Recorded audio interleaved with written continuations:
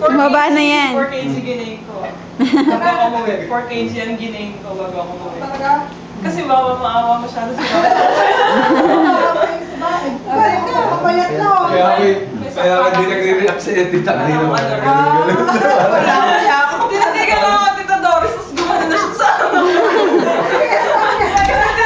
Pinakalis ito na yung masasitan mo. Kami na hindi ako pinapansin na ano yung video na yun. Maganda sa mami. Sa mami mo na yun, pakita natin. Kaya pala nagsasarap ng pinito, ang mga walang tira. Surprise!